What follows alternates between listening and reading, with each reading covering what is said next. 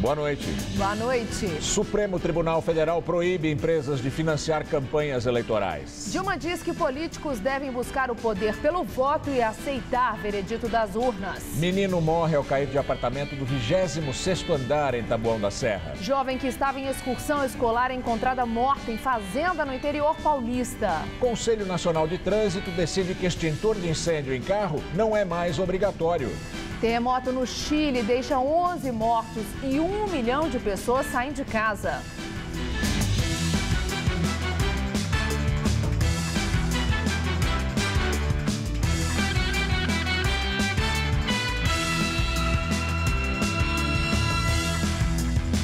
O Conselho Nacional de Trânsito decidiu hoje que o uso do extintor de incêndio nos carros deixa de ser obrigatório.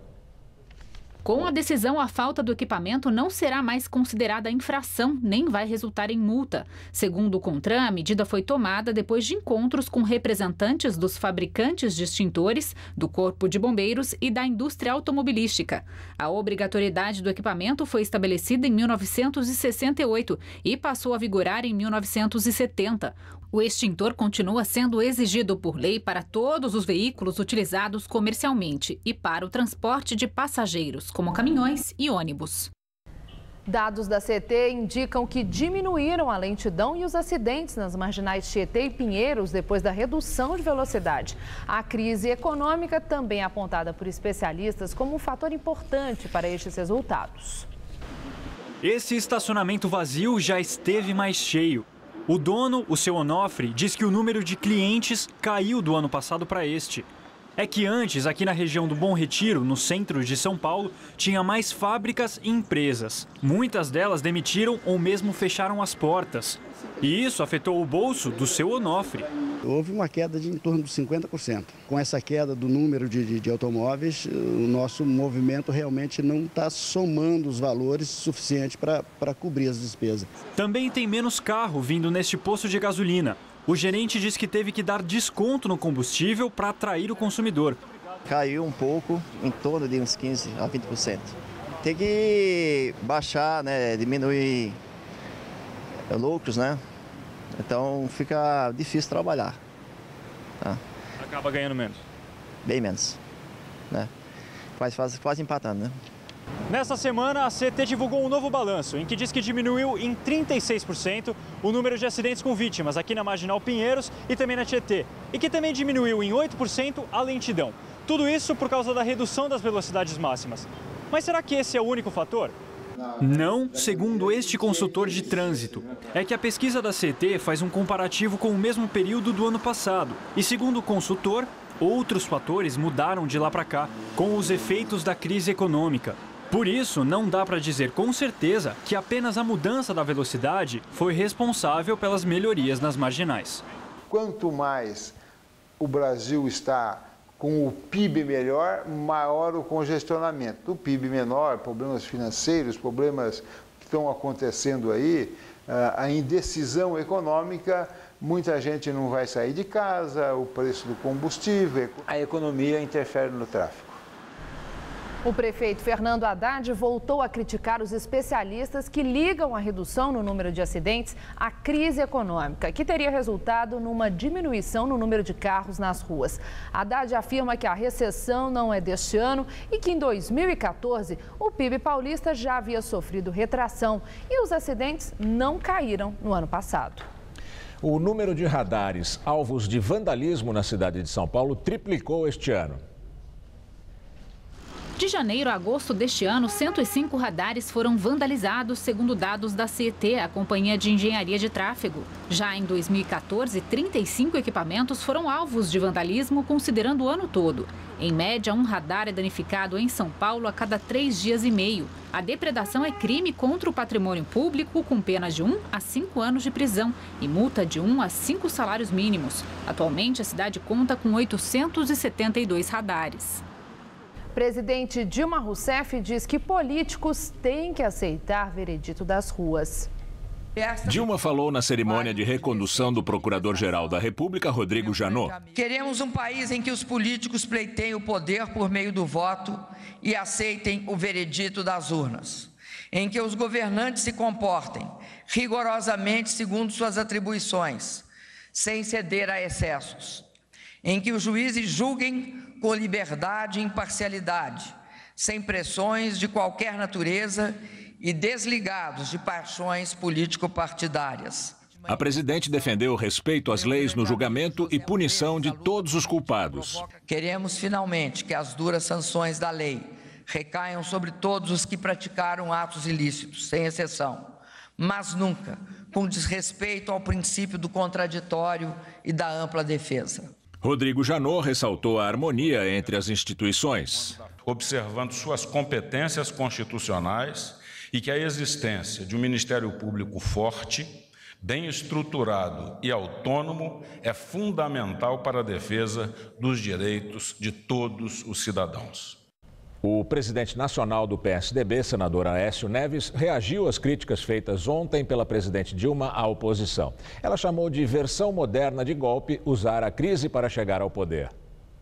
Aécio falou em Brasília depois de um seminário do PSDB sobre os caminhos para o Brasil. Da mesma forma que lá atrás, quando nós apontávamos, vocês se lembram disso, a corrupção endêmica na Petrobras, a necessidade de um reequilíbrio fiscal do país, quando nós apontávamos o descalabro das medidas que desorganizaram o setor elétrico, nós éramos acusados de pessimistas. Vocês acompanharam isso durante todo o ano passado. Agora mudou-se o termo. Agora aqueles que criticam o governo, aqueles que atestam aquilo que o Brasil inteiro comprova no dia a dia, a perda de capacidade de governança da presidente da República, são acusados de golpistas. Golpe e atalho para se chegar no poder é utilizar de dinheiro do crime ou de irresponsabilidade fiscal para obter votos. Não faço aqui pré-julgamentos, mas nós temos que garantir que as nossas instituições estejam blindadas. A Câmara dos Deputados recebe o pedido de impeachment da presidente Dilma Rousseff, assinado pelos juristas Hélio Bicudo e Miguel Reale Júnior. A entrega do documento foi feita por Reale, ex-ministro da Justiça, e pela filha de Bicudo, fundador do PT, que está com 93 anos e não compareceu. O ato foi acompanhado por líderes da oposição e de movimentos da sociedade civil.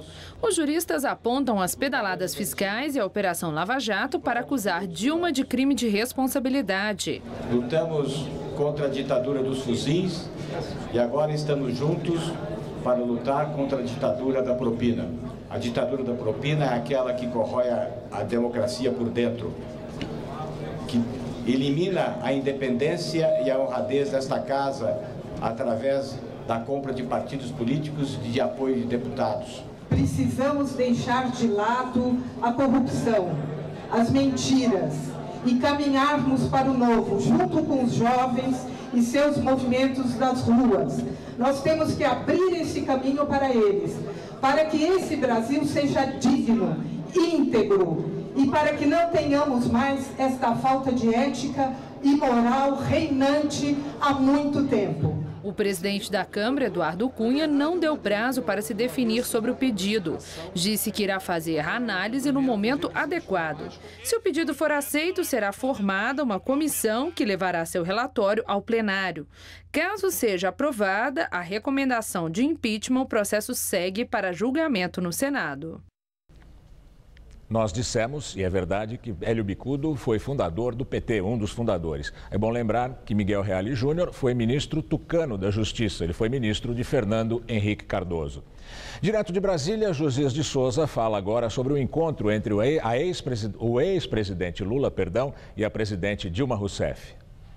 Poucos dias depois de ter insinuado restrições ao ajuste fiscal de Dilma Rousseff, Lula veio a Brasília para acertar os ponteiros com a sua pupila. Lula e o PT atravessam uma fase curiosa. Passaram a enxergar Dilma Rousseff como um fardo, mas não tem como se desvencilhar dela. Hoje não há alternativa para o PT senão a de dar suporte a Dilma.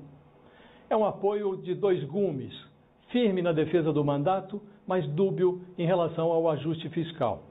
O PT sabe que o que vem por aí é um resto de 2015 terrível e um 2016, na melhor das hipóteses, sofrível. O partido já dá de barato que vai encolher nas urnas municipais do ano que vem. No seu tempo, Lula prestigiava o ministro da Fazenda, Antônio Palocci, mas dava corda ao vice-presidente José Alencar para criticar a política econômica do governo.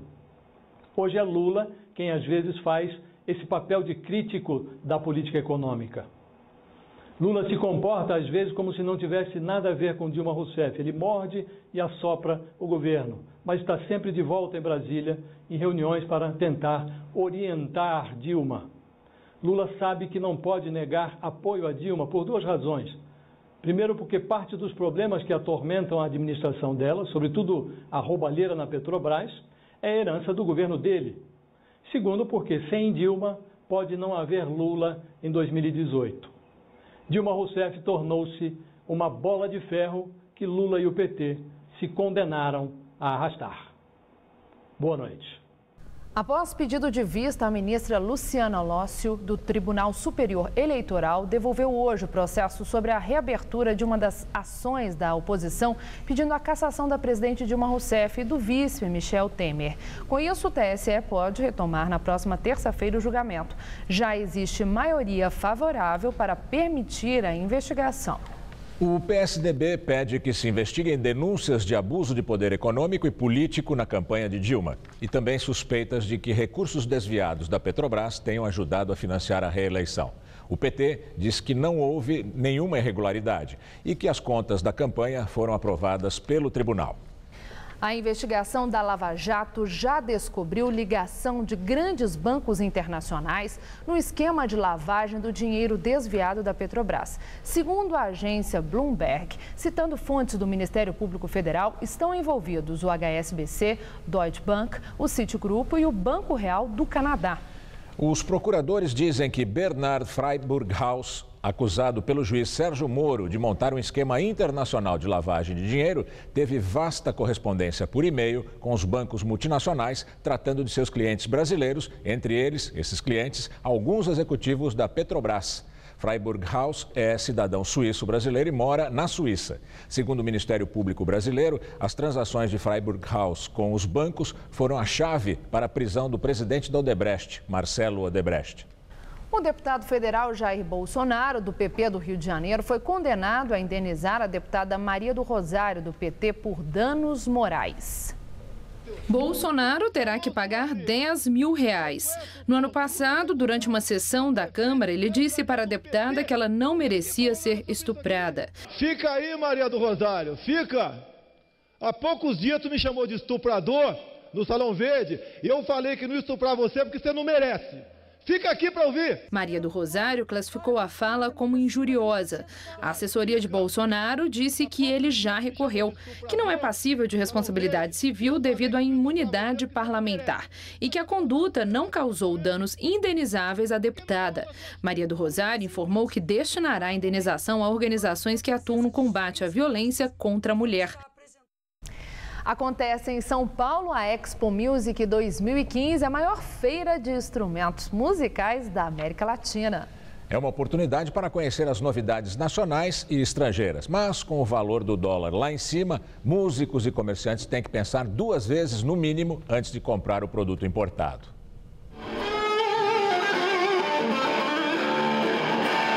Ficar assim, cara a cara, com uma guitarra, para muitos, é a oportunidade. A gente como fã e como curte a banda, né, meu? A primeira coisa que a gente quer saber é que o cara usa, né?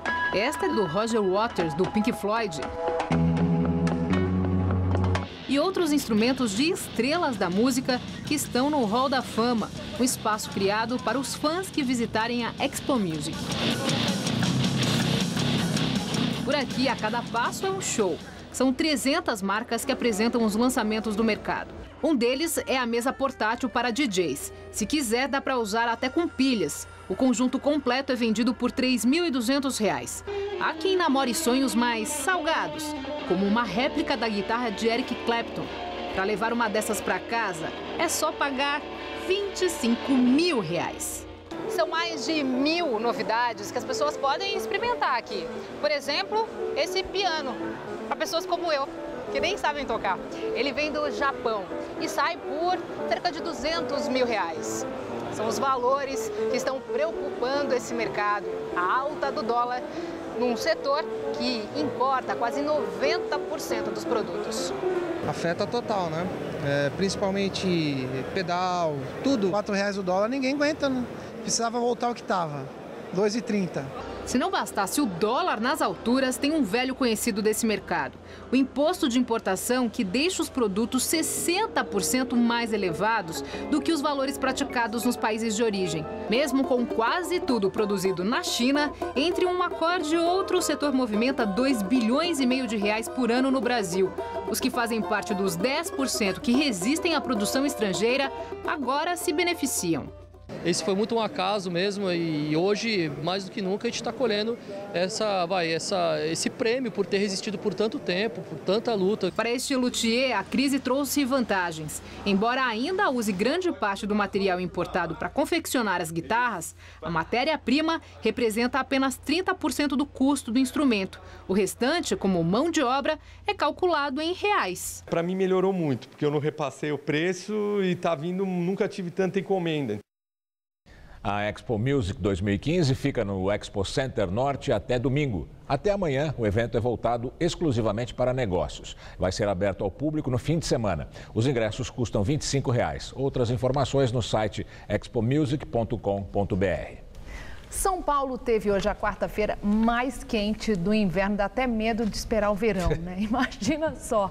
De acordo com o Centro de Gerenciamento de Emergências, à tarde, a temperatura média foi de 32,7 graus. Muito calor. Será que esse calorão vai continuar nos próximos dias? É o que nós vamos ver agora na previsão com Tássia Sena. Amanhã o tempo continua firme e seco em grande parte do Brasil, mas a região sul tem alerta de chuvas fortes. A frente fria que está sobre o sul do país aumenta a intensidade de chuvas na região, causando pancadas fortes e volumosas em toda a área escura do mapa. Essa chuva chega ao sudeste, mas bem mais fraca, atingindo apenas o sul do estado de São Paulo. As instabilidades continuam no litoral do Nordeste e em grande parte da região norte. Nas demais áreas do país, tempo firme com muito sol e principalmente ar seco, o que diminui bastante a umidade do ar. Nesta sexta-feira, calorão de 42 graus em Cuiabá. Já no estado de São Paulo, chove pouco apenas no sul, na região do Vale do Ribeira. Mas o tempo firme predomina nas outras regiões. Na área centro-norte, atenção porque o calor e o ar seco podem deixar a umidade do ar abaixo dos 20%. Amanhã, máxima de 37 graus em Ribeirão Preto. E no litoral, apesar do grande aumento da nebulosidade, não há previsão de chuva. Máxima de 34 graus em Caraguatatuba. Aqui na capital, a semana termina quente e abafada e também não chove. Sexta-feira com mínima de 20 e máxima de 34 graus. Já o fim de semana será com tempo um pouco mais fresco, com mínima de 18 graus nos 2 dias e máxima de 32 no sábado e também no domingo. Eu volto daqui a pouco no Jornal da Gazeta, edição das 10. Até lá! Supremo Tribunal Federal decide proibir doações de empresas para campanhas eleitorais a partir de 2016. 8 ministros votaram pela proibição e 3 foram contra. Hoje votaram pela proibição dessa modalidade de financiamento as ministras Rosa Weber e Carmen Lúcia. Mas a votação do assunto começou no final de 2013. Então já tinham votado pela proibição os ministros Joaquim Barbosa, que na época ainda integrava o STF, Luiz Roberto Barroso, Luiz Fux, Dias Toffoli, Marco Aurélio Mello e Ricardo Lewandowski. Para Carmen Lúcia, o essencial é haver controle sobre o sistema de doações. Haverá de se esmerar sempre nos sistemas de controle, porque é daí que decorre, talvez, a maior lisura do processo, a probidade e, portanto, uma democracia na qual os cidadãos brasileiros possam confiar e poder ter a segurança de que, num processo eleitoral, não se tem desvirtuamentos por uma influência que acaba desigualando candidatos e desigualando partidos e desigualando, portanto, desequilibrando o processo, mas principalmente moralizando, e nós temos a ética constitucional devidamente resguardada. O ministro Celso de Mello, que também votou hoje, disse ser favorável ao modelo já existente. Ontem, Gilmar Mendes já tinha votado pela manutenção do sistema atual. Em 2014, Teori Zavascki defendeu a mesma posição. Luiz Fachin não votou, pois ainda não integrava o tribunal quando teve início o julgamento. Atualmente, o financiamento de campanhas no Brasil é público e privado. As empresas podem doar até 2% do seu faturamento bruto no ano anterior ao da eleição. Na semana passada, a Câmara dos Deputados aprovou a permissão para que empresas doem a partidos políticos, porém não mais a candidatos. Para virar lei, o texto precisa ser sancionado pela presidente Dilma Rousseff. A decisão do STF não influencia diretamente o que foi definido pelos parlamentares. Mas no futuro, qualquer ação sobre o tema que for levada ao Supremo poderá derrubar a sanção presidencial com base no entendimento definido hoje. Ministros Joaquim Levy da Fazenda e Nelson Barbosa do Planejamento defendem no Congresso Nacional o pacote de medidas anunciado por eles na última segunda-feira. A audiência na Comissão Mista de Orçamento foi fechada, o que provocou reação de alguns parlamentares. Não existe essa história de, no parlamento brasileiro, o ministro da Fazenda e do Planejamento vem falar sobre ajuste fiscal e vai fazer reunião fechada. Isso não é CPI. Os ministros negaram a intenção de alterar o pacote fiscal, que reduz gastos e aumenta tributos, incluindo a volta da CPMF. Levy disse que, mesmo incidindo igualmente sobre todos, a CPMF proposta vai ter a alíquota adequada para o momento, com menos impacto inflacionário e no setor produtivo. Todas as medidas que foram até agora anunciadas ainda não foram entregues ao Congresso Nacional. Portanto, essas medidas elas estão anunciadas, sendo debatidas, mas até agora, concretamente, elas não foram introduzidas na casa oficialmente. Para o líder do DEM no Senado, Ronaldo Caiado, os ministros não sensibilizaram em nada o Congresso. Eles vieram aqui simplesmente com aquela tese, olha, nós vamos consultar o Congresso, olha, o Congresso é que vai deliberar, enfim, nada de concreto, simplesmente tentando repassar mais uma vez a responsabilidade para o Congresso Nacional e não promovendo os cortes que deveriam fazer. Vamos agora ao comentário de economia de Denise Campos de Toledo.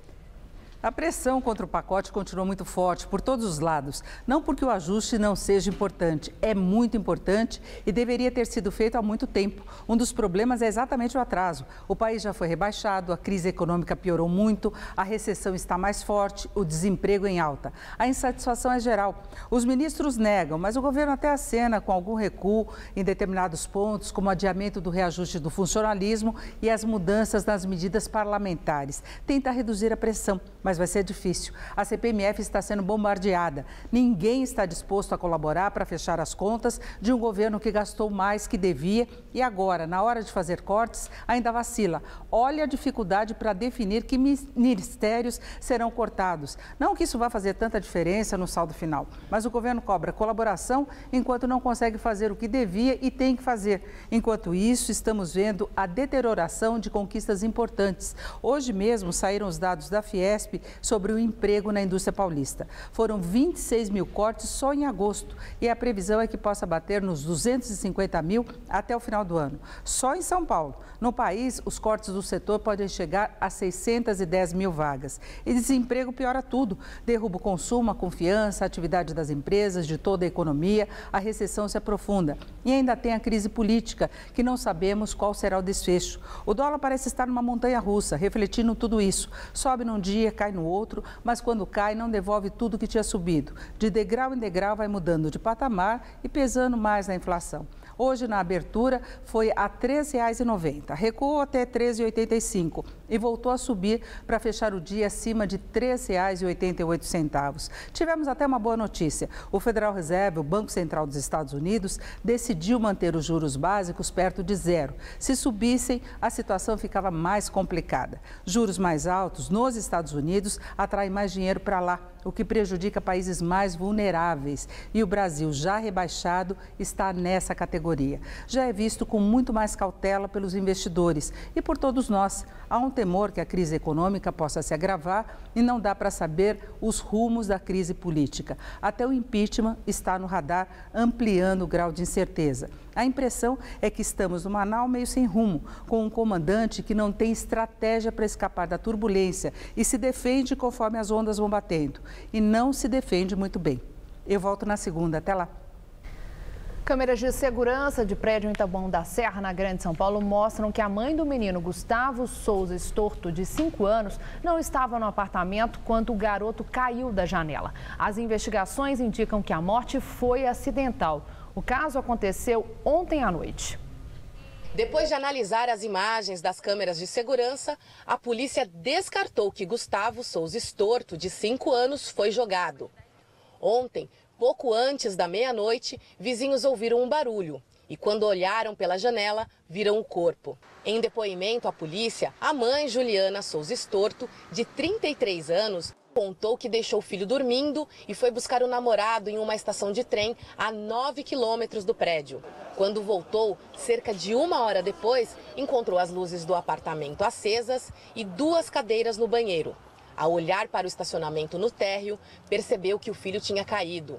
Apesar das investigações indicarem que a morte foi acidental, a mãe deve responder por homicídio culposo, quando não há intenção de matar, por negligência. Até o momento, o que nós temos é que, matematicamente, a mãe se ausentou por um determinado tempo e retornou quando a criança já havia caído do prédio. Ela tinha o dever de cuidar da criança.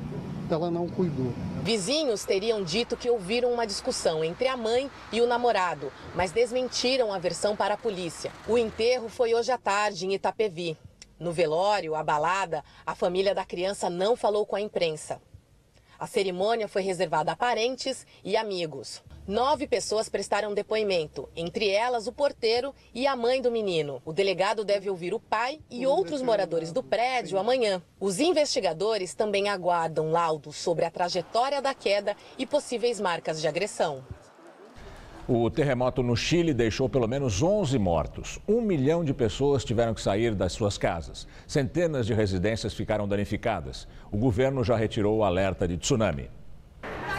O tremor aconteceu na hora da saída do trabalho e foi demorado, assustando quem estava no metrô de Santiago. Hoje é como terremoto. Está temblando super forte. O epicentro foi na região de Coquimbo, a 200 quilômetros ao norte da capital e a 11 quilômetros de profundidade. O abalo foi seguido de dezenas de réplicas de menor intensidade durante a madrugada. Milhares de pessoas passaram a noite fora de casa. Assim como em São Paulo, o sismo chegou a ser sentido em Buenos Aires e em outras cidades de países vizinhos. Logo depois do tremor, foi dado alerta de tsunami em toda a costa de mais de 4.000 quilômetros. Os moradores já tinham deixado suas casas quando a água começou a invadir a cidade de Iquique. A região de Coquimbo sofreu os maiores danos. As ondas de 4,5 metros de altura jogaram barcos para a terra firme. O alerta de tsunami foi suspenso pela manhã. A presidente Michelle Bachelet decretou zona de catástrofe em 10 regiões e foi a Coquimbo para analisar o impacto do terremoto e do tsunami. E agora vamos ao comentário de política internacional com o João Batista Natali.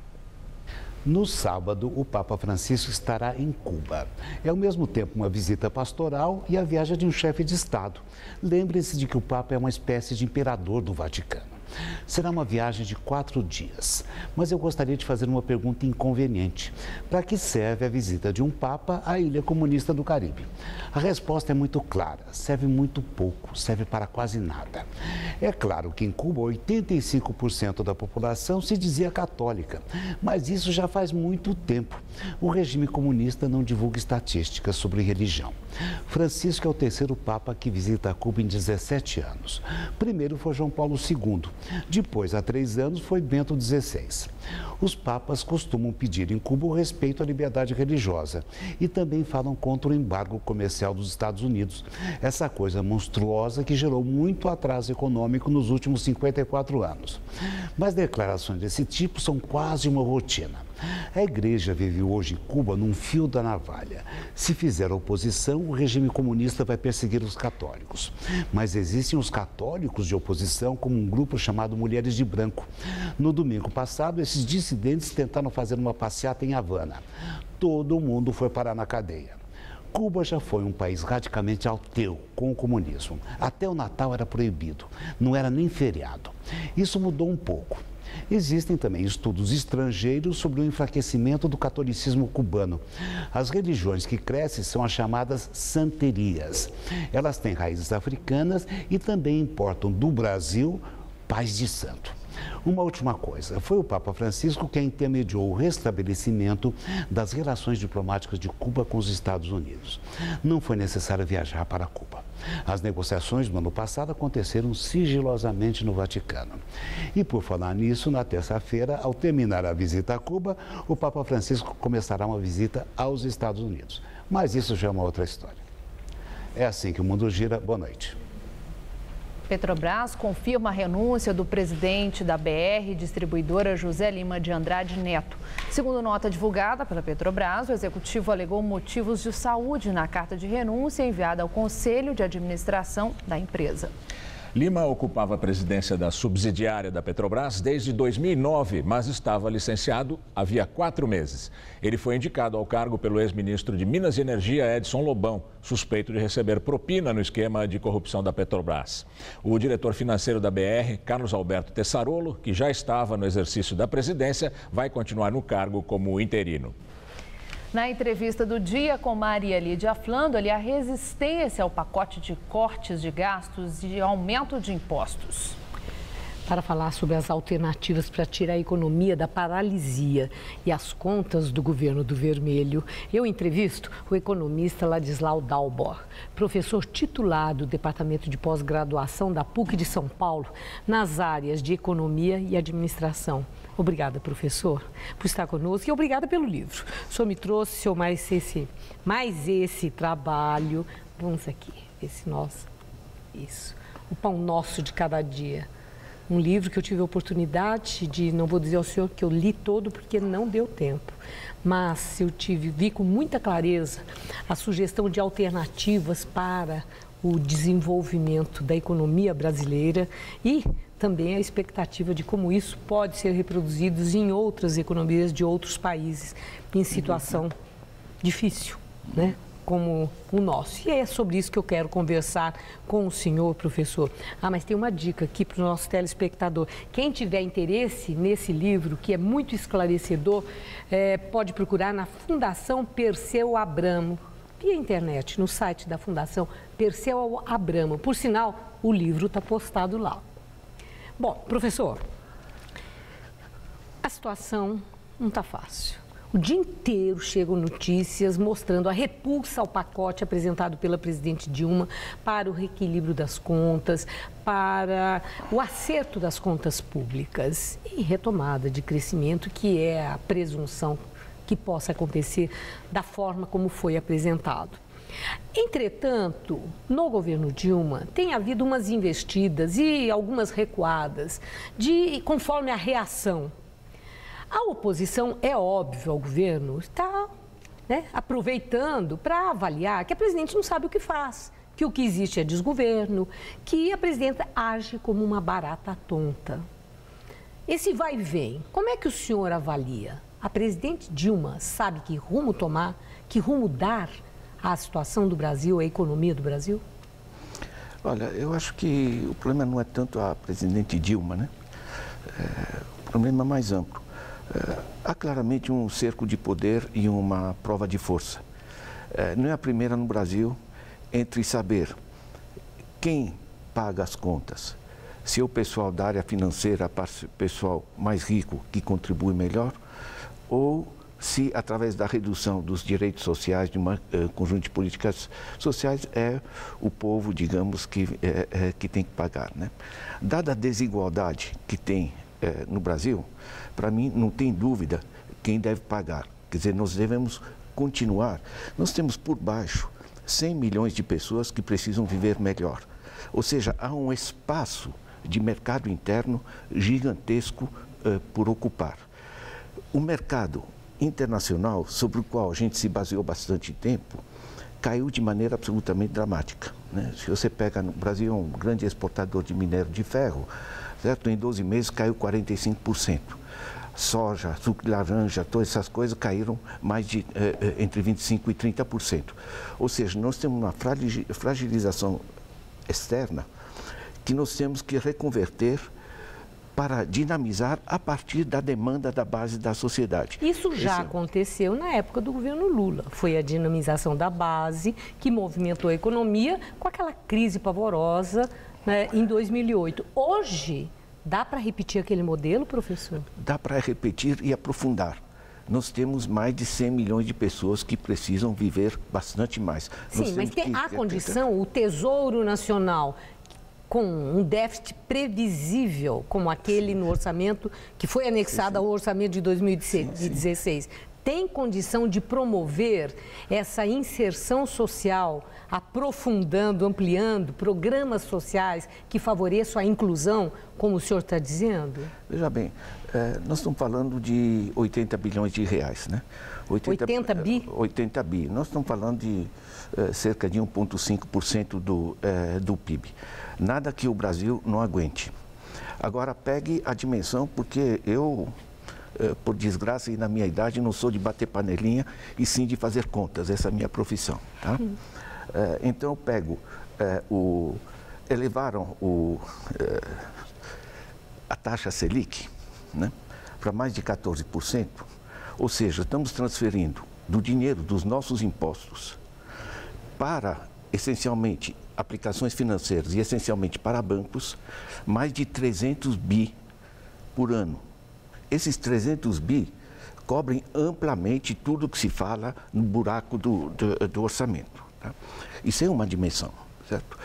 Eu pego o conjunto do que pressiona, digamos, a população. A pessoa vai dizer CPMF 0,20%. Meu Deus, 0,20%. Se você paga no cartão à vista, a moça no caixa pergunta, crédito ou débito? Se você diz crédito, você está pagando à vista. Você está pagando 5% sobre tua compra. Não é 0,20%. Estamos falando em 5%. Se você faz a opção débito, você está pagando na faixa de 2%. É uma imensidão.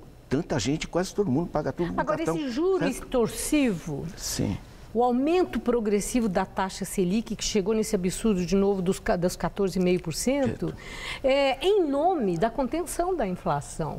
E eu li um artigo seu em que o senhor diz que a inflação ela é contaminada pelo interesse desse universo financeiro, das empresas do universo financeiro, que interessa a esse universo que a taxa de juros suba, então existe todo um auê em cima da inflação que está voltando e que o governo é culpado, e aí o aumento da Selic como uma medida de contenção. O Banco Central, o Conselho Monetário Nacional são subservientes a essas pressões das empresas do universo financeiro?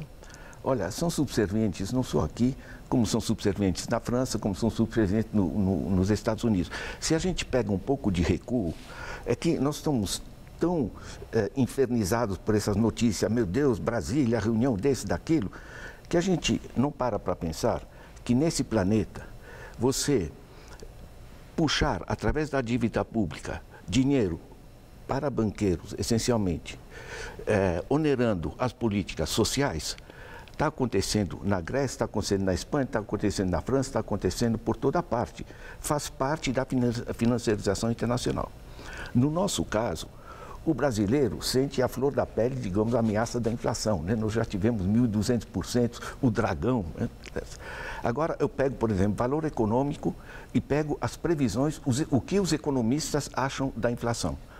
Não está ali nem Delfim Neto para dar um lado, nem Tânia Bacelar, nem Rubens Recupero, só estão empresas que ganham com a intermediação financeira. Eles projetam a inflação para cima, o que faz a padaria da esquina? Diz, olha, está subindo, eu vou subir o meu. Né? Você gera o processo inflacionário. E com isso você justifica o aumento das taxas Selic, que é, porque todo mundo faz isso para o bem do povo, naturalmente. Todo mundo está interessado. E tem reversão esse quadro, professor? Olha, se tem reversão, eu acho que nós estamos no braço de ferro político. O problema não é econômico, o problema é financeiro e o problema é político. Para quem acompanhou o que se deu em 54 com Vargas, em 61 com Goulart, em 64 com... É só ler o livro Getúlio, certo? Do Lira. Você tem a linha do que está acontecendo hoje, né? Ninguém tem a bola de cristal, ninguém pode fazer a previsão, porque na realidade depende muito mais das forças políticas do que de uma lógica econômica. Então está difícil.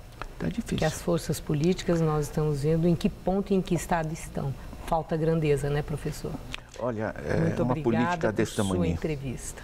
Uma boa noite. Boa noite. Gamberini. A escola Waldorf Rudolf Steiner decreta luto pela morte de uma aluna numa fazenda no interior de São Paulo. A polícia investiga o caso. A jovem de 16 anos era estudante da escola e participava de uma excursão do colégio em Itatiba. Segundo um dos donos da fazenda, um grupo de 20 alunos estava no local havia uma semana para realizar um trabalho. De acordo com a polícia, ontem, durante uma atividade, Vitória Mafra Natalini se afastou do grupo dizendo que ia ao banheiro e sumiu. A polícia realizou buscas durante a noite e o corpo foi encontrado hoje de manhã sem sinais de violência. O caso foi registrado como morte suspeita. Em nota, a escola, que tem sede no bairro do Alto da Boa Vista, zona sul de São Paulo, disse lamentar a morte e afirmou que está dando apoio à família e aos alunos. E você vai ver a seguir, a FIFA afasta o secretário-geral Jerome Valk depois de denúncias de corrupção na venda de ingressos da Copa do Mundo aqui no Brasil. E a Croácia declara que não tem mais condições de receber refugiados. Mais de 6.500 estrangeiros chegaram ao país nas últimas 24 horas. O Fábio tá feliz assim porque o Onix dele foi eleito o melhor valor de revenda do país. A Areta tá com esse sorriso porque ela tem um dos carros mais desejados da Chevrolet, o Tracker. Agora, você que perdeu as ofertas da semana passada também vai voltar a sorrir. Olha só, Onix, completo a partir de R$ 38.990, com taxa zero em 36 vezes. Tracker com a melhor oferta do ano, R$ 79.990 e taxa zero. Aproveite, é só até sábado. Não importa o continente, o endereço, a distância. Com o Sedex Mundi, os Correios oferecem para você uma rede internacional de entregas em mais de 200 países. Sedex Mundi é o mundo logo ali e com o mesmo padrão de qualidade. A sua encomenda entregue no prazo combinado. Hi there. Chef. Bem na hora. Let's go, everybody. We'll open in 30 minutes. Serviços internacionais. O mundo mais perto de você. Para você, dinheiro na mão é Vendaval. Com o aumento dos preços, então, nem se fala. Por isso, a nossa programação traz dicas para você chegar ao final do mês sem ficar no vermelho. TV Gazeta. Bom te ver sempre bem. Nesse mundo tudo evolui. A moda evoluiu. Os carros evoluíram. Os tratamentos de beleza também evoluíram. E make-up anti-sinais, uma combinação de creme e cápsulas. O creme atinge as camadas mais profundas da pele e as cápsulas agem onde os cremes não chegam. Resultado? Com o make-up anti-sinais, os sinais da idade não aparecem. E make-up anti-sinais, a evolução no tratamento de beleza. O programa Mais Médicos do Governo Federal é muito mais que médicos. Para o pedreiro Jair, são mais oportunidades de emprego. Para a enfermeira Gisele, é mais infraestrutura para atender. E para todos nós, é o governo federal trabalhando para oferecer mais saúde a 63 milhões de brasileiros que não tinham atendimento médico. Confira as ações do programa na sua cidade. O Brasil do Mais Médicos é o Brasil que cuida, educa e avança. Se você quer estudar jornalismo, relações públicas, publicidade e propaganda ou rádio, TV e internet, a Faculdade Casper Libero é o seu lugar. Quer conhecer? Eu te levo! Aqui a gente aprende na sala de aula e também em laboratórios de rádio, fotografia, edição de imagens e estúdios de TV. Você também pode colaborar em revistas, sites, programas de TV e rádio laboratoriais. E tem oportunidade de estágio dentro da Fundação Casper Libero. São mais de 60 anos de tradição numa localização incrível. Faculdade Casper Libero, formando os melhores profissionais da comunicação. Quer saber mais? Acesse nosso site.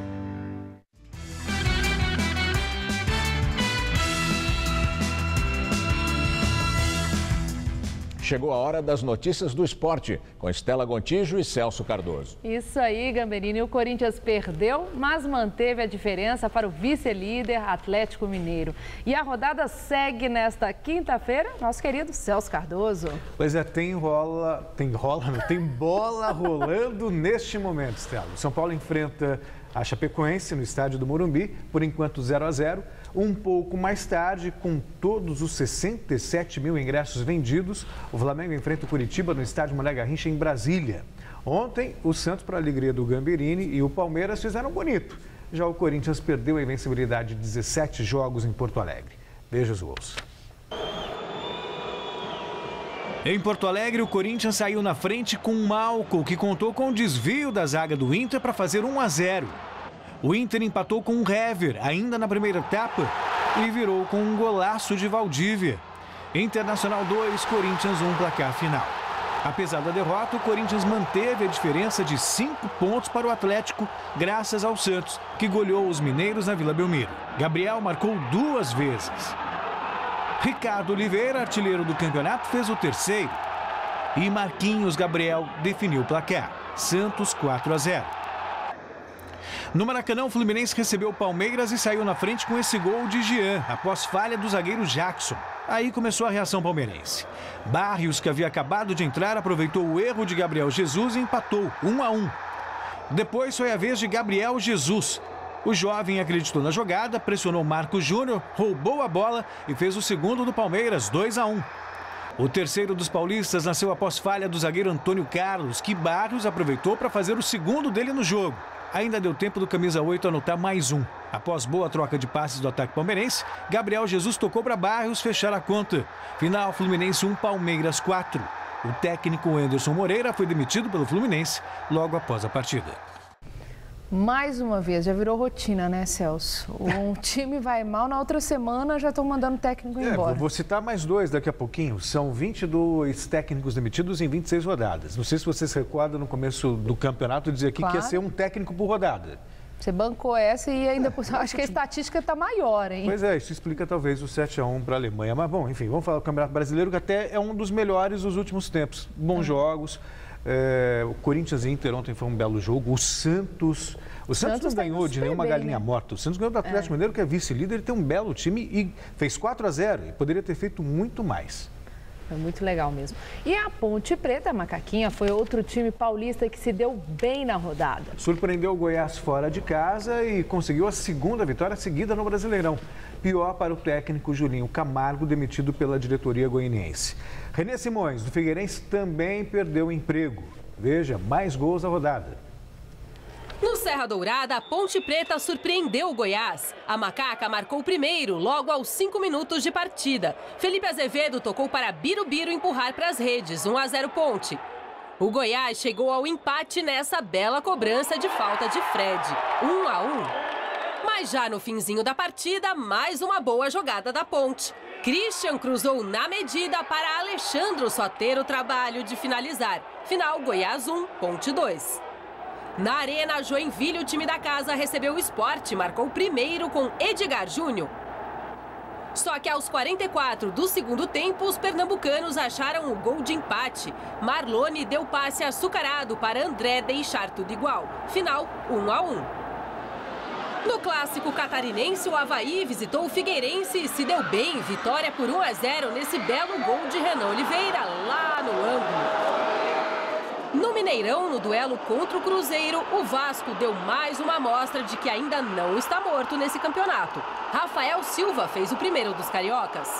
Aí a Raposa acordou para o jogo. O William meteu um golaço e deixou tudo igual. E Alisson, ainda no primeiro tempo, tratou de virar. 2-1. Mas o Vasco não se abateu e já nos minutos finais da partida foi buscar o empate. Mais uma vez, Rafael Silva foi o nome do gol, decretando o empate no Mineirão. Final, Cruzeiro 2, Vasco também 2. Atuando na casa do rival, Couto Pereira, o Atlético Paranaense não deu sorte contra o Grêmio. Douglas e Luan abriram 2-0 para o tricolor gaúcho. E Evandro descontou para o Furacão. E ficou nisso, Atlético Paranaense 1, Grêmio 2. Vamos falar de seleção brasileira. Hoje o técnico Dunga divulgou a lista dos jogadores que vão disputar os 2 primeiros jogos das eliminatórias. Neymar, suspenso por 2 partidas após aquela expulsão no jogo contra a Colômbia pela última Copa América, está fora da lista que apresenta surpresas. Goleiros Jefferson do Botafogo, Marcelo Groi do Grêmio e Alisson do Internacional. Nas laterais, Fabinho do Mônaco, Rafinha do Bayern de Munique, Filipe Luiz do Atlético de Madrid e Marcelo do Real Madrid. Os zagueiros são Davi Luiz e Marquinhos, ambos do Paris Saint-Germain, Miranda da Internazionale de Milão e Gil do Corinthians. Volantes, Luiz Gustavo do Wolfsburg, Fernandinho do Manchester City e Elias do Corinthians. Meio-campistas, Lucas Lima do Santos, Lucas Moura do Paris Saint-Germain, a dupla do Chelsea, William e Oscar, Felipe Coutinho do Liverpool e Renato Augusto do Corinthians. No ataque, Roberto Firmino do Liverpool, Hulk do Zenit e Douglas Costa do Bayern de Munique. Não tem nenhuma regra, mas é um acordo de cavalheiro que nem a gente chama no máximo 2 jogadores, principalmente, de cada equipe, durante os amistosos, né, para não ter uma perda muito grande a essas equipes. O caso do Lucas Lima, que vinha tendo um destaque dentro do Campeonato Brasileiro, foi nos 2 amistosos com a seleção brasileira. Ele se adaptou rápido à forma que se joga na seleção brasileira, em outras seleções e nos outros clubes. E o Renato Augusto tem boa visão, tem uma experiência já do futebol alemão, se readaptou ao futebol brasileiro, tem uma boa visão de distribuição de jogo, de chute de média distância, né? Passes curto e média distância que pode vir a contribuir conosco. Neymar vai fazer falta. Escândalo na FIFA, Jerome Valcke afastado do cargo pela entidade máxima do futebol. É mais um capítulo do escândalo de corrupção na FIFA. O secretário-geral Jerome Valcke, famoso por dizer que o Brasil merecia um pontapé nos fundilhos por causa da organização da Copa do Mundo do Brasil, levou um chega para lá por suspeita de corrupção. O dirigente é suspeito de comandar um esquema de venda de ingressos, uma venda irregular, diga-se de passagem, durante a Copa do Mundo no Brasil, teria rendido a ele mais de 2 milhões de euros. O empresário Benny Allen, que é dono de uma empresa responsável pela distribuição dos ingressos dos mundiais desde 1990, foi quem fez a denúncia e divulgou para 10 veículos de imprensa trocas de e-mails com Valcke, que revelam que o dirigente ficaria com 50% do valor dos ingressos para o Mundial vendidos com sobrepreço e que seriam negociados pela empresa de Allen. No Brasil, o jornal Estado de São Paulo foi quem teve acesso a esses e-mails. A FIFA anunciou que Valcke será investigado pela entidade após as denúncias e que está imediatamente afastado das funções. Celso, era impressionante. Na época de venda de ingressos, parecia que não existiam os ingressos. Acabavam rapidamente, a gente ficava desconfiado disso. Daí dá para entender a razão desses ingressos sumindo. Alguém ganhando dinheiro. Não é muito diferente do que acontece no Brasil também com os cambistas, que sempre têm ingressos e o público tem muita dificuldade para conseguir.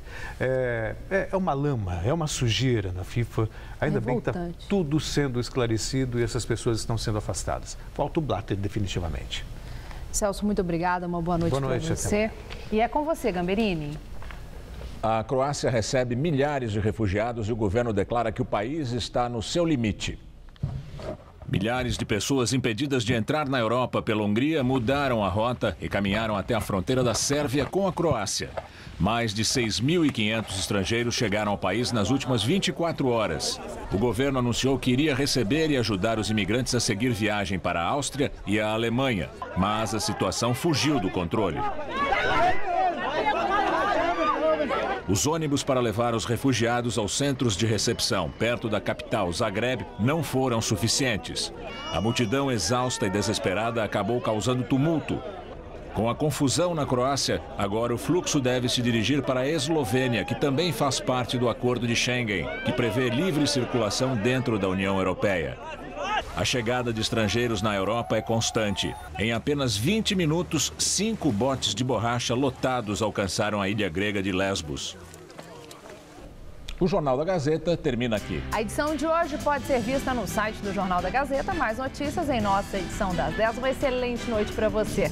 O Jornal da Gazeta volta amanhã às 7 da noite. Boa noite, até lá.